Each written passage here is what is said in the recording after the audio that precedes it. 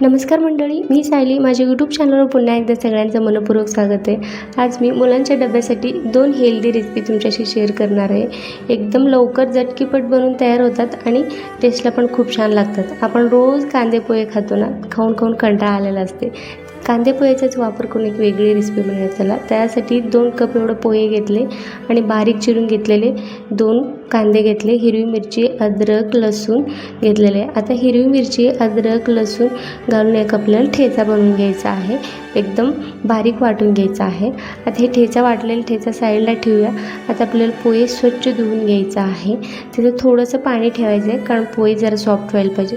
आता धुवून घेतलेलं पोहेमध्ये कांदा आणि ठेचून घेतलेला ठेचा घालायचा आहे आणि थोडंसं मीठ आणि हळद घालायचं आहे.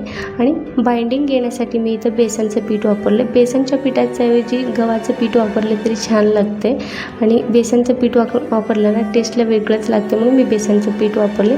आणि असं पिठाचं गोळा मळून ठेवायचं आहे. एक 10 मिनटं मी मुरायला ठेवलेलं आहे. नाही ठेवलं तरी काय हरकत नाही.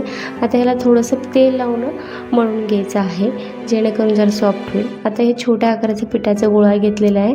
आता आपल्याला एक कॉटन कापड घ्यायचं आहे, त्याच्यावर आपल्याला पाणी मारून ओलं करून घ्यायचं आहे. आता जसं आपण थालीपीठ थापतो आहे ना, तसं आपल्याला हे थालीपीठ थापून घ्यायचं आहे.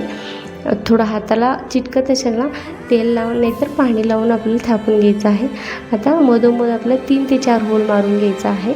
जसं आपल्याला थालीपीठला होल असतात ना, तसं होल मारून घ्यायचं आहे. तव्याला मी इथं तेल लावलेलं आहे. तेलाऐवजी तूप लावलं तरी खूप छान लागते टेस्टला. आता हे तव्यात घालून घ्यायचं आहे आणि साईडला थोडंसं तेल लावलं ना खरपूस भाजून होते. त्यासाठी थोडंसं तेल सोडायचं साईडला आणि 1 मिनिट चांगलं भाजलं ना, दुसरी साईड पलटून घ्यायचं आहे आणि दोन्ही साईडला ना लालसर होईपर्यंत आपल्याला भाजून घ्यायचं आहे. आता आपली पोह्याची थालीपीठ बनवून तयार झालेलं आहे. गरमागरम खायला खूप छान लागतात. आता मी हे डब्याला आधी पोह्याची थालीपीठ बांधून घेते आणि दहीसोबत मी सर्व केले. तुम्ही हिरवी चटणीसोबत बांधलं तरी खूप छान लागते. आता थोडंसं केळी आणि एक शेंगदाण्याचा लाडू बांधलेला आहे. आता हे आपलं थालीपीठची डब्बा बनवून तयार झालेलं आहे. माझ्या मुलाला गोड खायचं पण खूप सवय आहे, त्यासाठी मी एक गोड पदार्थ दाखवणार आहे तुम्हाला. माझा मुलगा गोड खाते म्हणून मी एक शेंगदाण्याचे लाडू बांधले, तरी मला हा रेसिपी तुम्हाला दाखवायचं होतं म्हणून शेअर करते. आता एका वाटीत पिठी साखर घ्यायची 2 चमचा पिठी साखर घेतलं ना, 2 चमचा तूप घेतलेले, साजूक तूप. आता हे दोन्ही चांगलं मिक्स करून घ्यायचं आहे अशा पद्धतीने. आता तुम्ही ह्याच्यात विलायची पण घालू शकता, टेस्ट खूप छान लागते.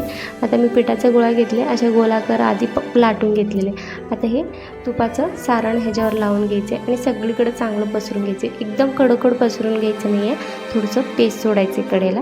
आता हे अशा पद्धतीने फोल्ड करून घ्यायचे आणि चिटकून घ्यायचं आहे.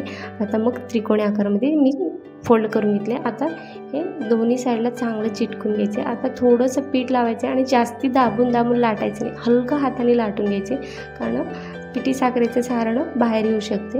आता साखर तूप चपाती लाटून झालेलं आहे. आता तव्याला थोडंसं तूप लावून घेतले. तूप लावूनच भाजा खूप छान लागते. आता एका साईडला लालसर झालं की दुसरी साईडला पलटून घेतलेले.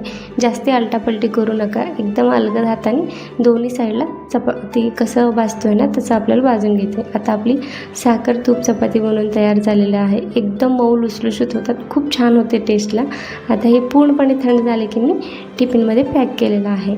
चला तर मंडळी, एकदम साधी, सोपी, healthy, tasty 2 lunch box recipe तुमच्याशी शेअर केलेला आहे. लंच बॉक्स रेसिपी आवडला असेल तर एक लाईक करा, चॅनलला सबस्क्राईब करा आणि रेसिपीची व्हिडिओ तुमच्या फ्रेंड्स अँड फॅमिलीमध्ये सगळ्यांनी शेअर करा. व्हिडिओ शेवटपर्यंत बघितल्याबद्दल सगळ्यांचा मनपूर्वक धन्यवाद आहे.